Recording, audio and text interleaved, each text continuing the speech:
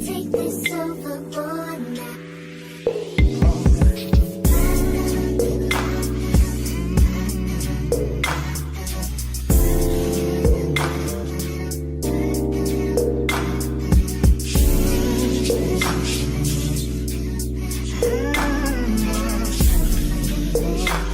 What's up, kitten caboodles? It's me, Keisha, and I'm here with this week's All Tea, All Shade, Real Housewives of Beverly Hills, Season 13, Episode 10 review. Want to remind you guys that this week I'll be dropping my 10 best Housewives of 2023 video, as well as my top 10 worst Housewives of 2023, and my most scandalous celebrity moments of 2023 video. Do not miss them. Make sure you tune in.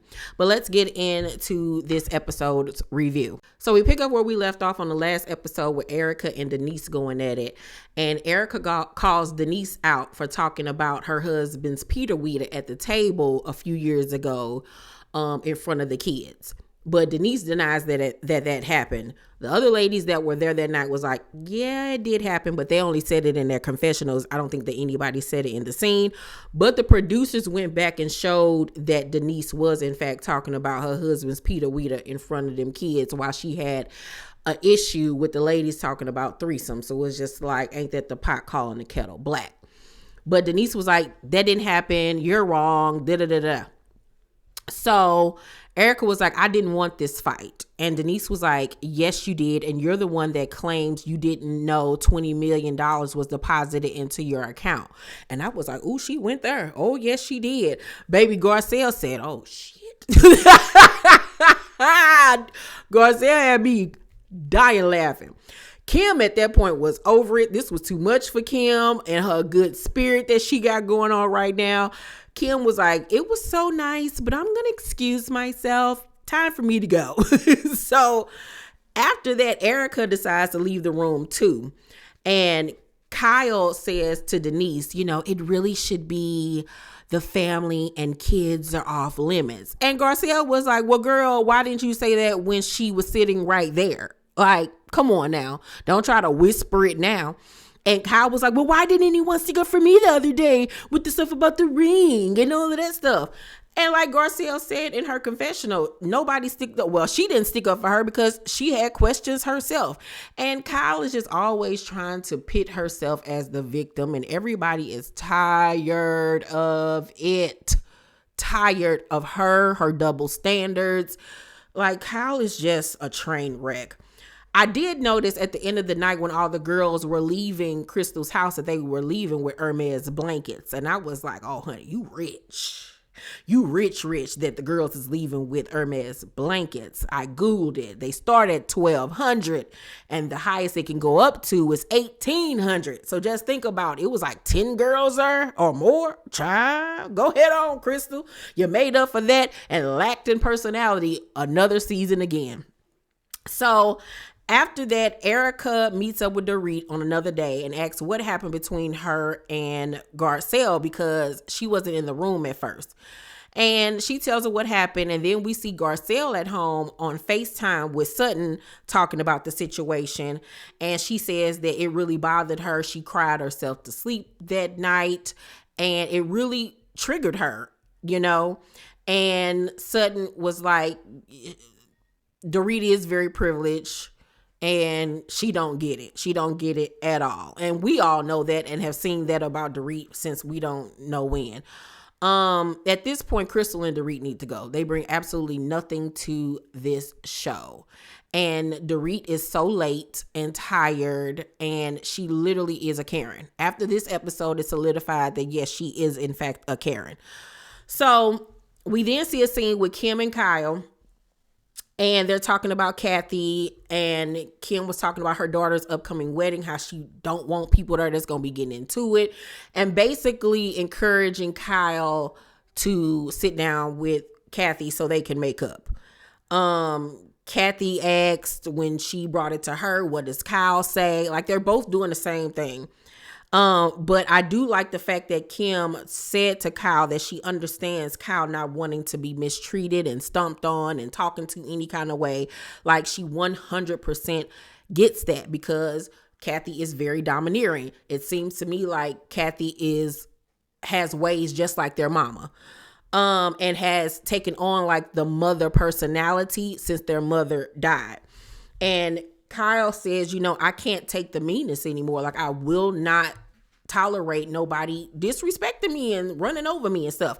And I will agree 1000% that Kathy talked to her crazy, treat her crazy, and it's obvious that she wields that power over a lot of women. But the thing with Kyle with me is she doesn't take responsibility for anything that she's contributed to their relationship. You have done shady things, girl. You were shady AF towards your sister last season. And we're not going to ever forget that you chose Lisa Rinna and Erika over your sister and you did not have her back. So we're not going to act like you're just this martyr that don't do nothing wrong. And Kim was like, but if you're basically like not gonna try, like you gotta try. And Kyle was like, why doesn't she try when she was the one that created this disaster? She didn't create it by herself. You heavily contributed, honey. So Kim break down crying over their mama and the anger that she harbored towards her and how she loves her mom and that she hopes her mom knows, and they're hugging. And I just reveled in Kim's growth from season 1 to where we're at now. Kim has grown so much. Her emotional intelligence has come leaps and bounds, and she's literally like the peacemaker when it comes to their family issues. She's the one in the middle this time. And I'm just so happy for her and proud of her.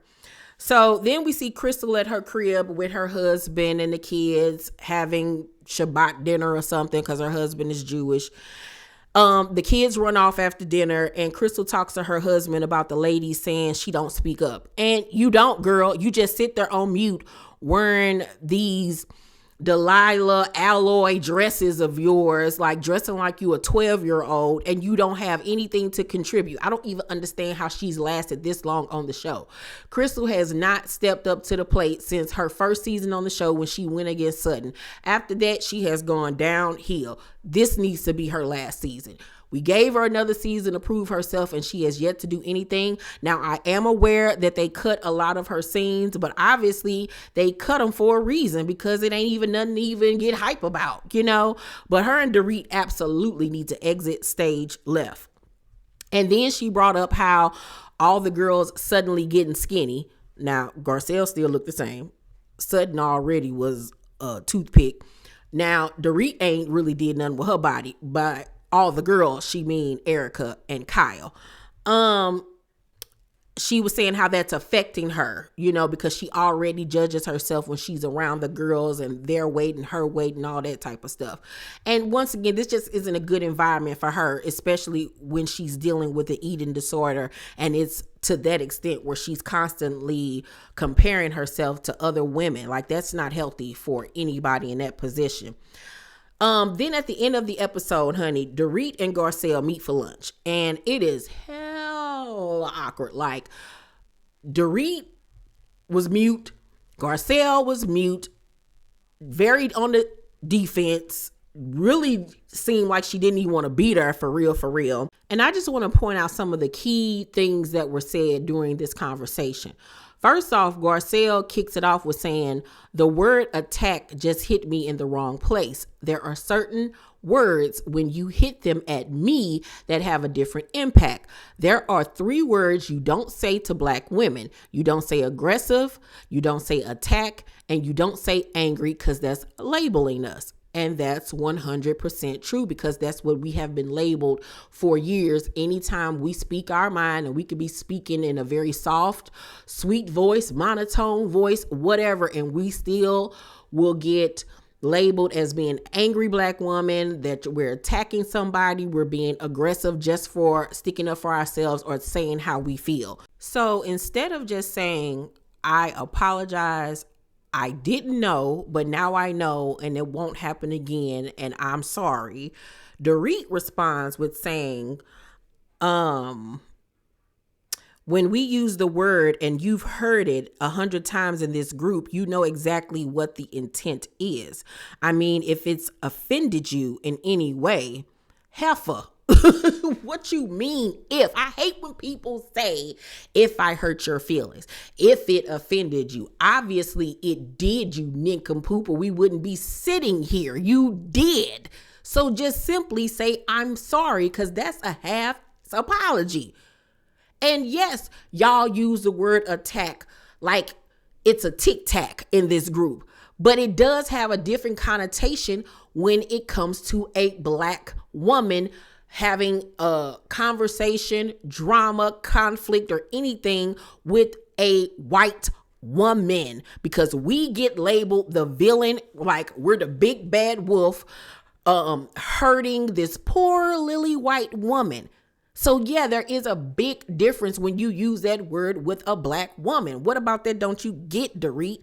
Dorit, once again, like Kyle, always likes to paint herself the victim. But for me, she's even worse than Kyle because she is a Karen.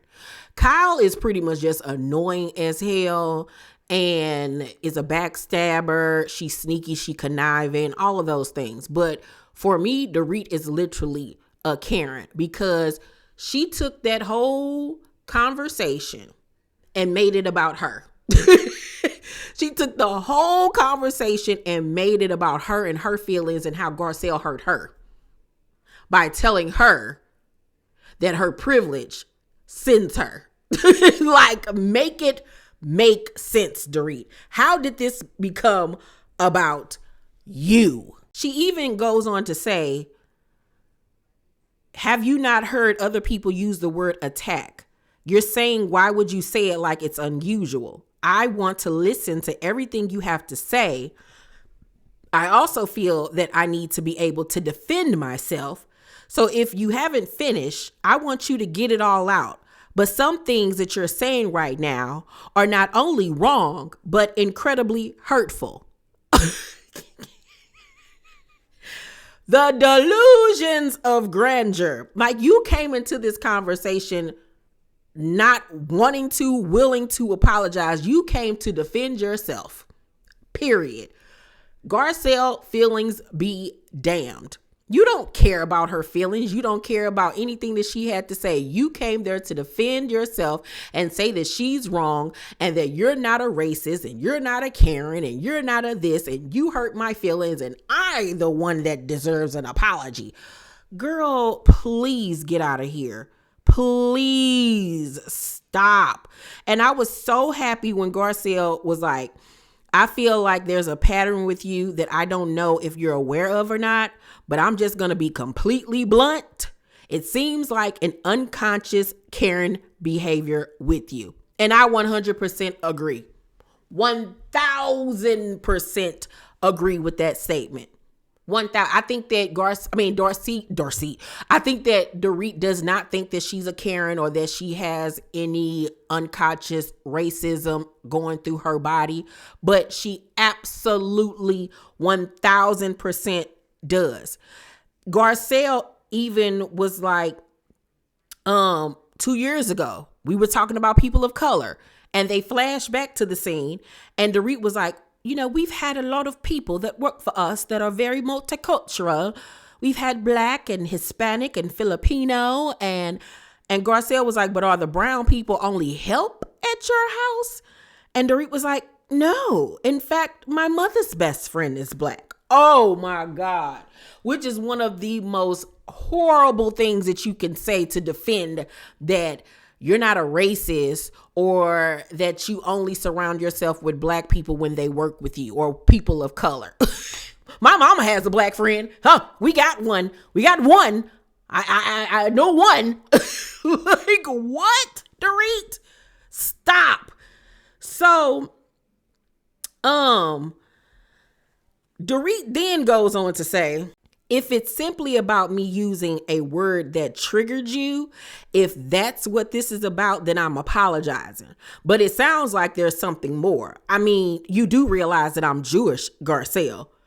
And Garcelle was like, what does that have to do with anything? And she was like, well, you reduced me to privilege that night. And Garcelle no, Dorit was like, we all have a privileged life, so do you. And Garcelle was like, right, and Dorit was like, no, I thought that us both being from marginalized communities, that we would have some common ground, far from differences, because it does seem like you're trying to. And Garcelle was like, I'm not trying to do anything. And Dorit was like, well, it feels that way. It really does, Garcelle. It really does. And it's like, girl, how are you trying to compare yourself as a Jewish woman to the plight of Black people? Because yes, the Jewish community has gone through a lot in history. Okay, we all know that. But as a white woman, you can still walk the earth and not be discriminated against because of your skin color. People will look at you and label you just a regular old white woman. Whereas we as Black women and Black men leave out the house and we're instantly targeted just because of the color of our skin, the texture of our hair. It used to be our lips and our butt and all of those things, but now that's considered socially normal because white people do it now. But it's just like, Dorit, have you lost your ever-loving mind? Like, have you lost your mind? Like, you have lived a beyond privileged life, all of your life. Garcelle did not. She just, as an adult, began to live a privileged life. Girl, get out of here. Like, she is an idiot, bro. A big idiot. And in the end of the conversation, she goes on to say that Garcelle hurt her feelings and she doesn't want to have to walk around on eggshells around her and watch what she say.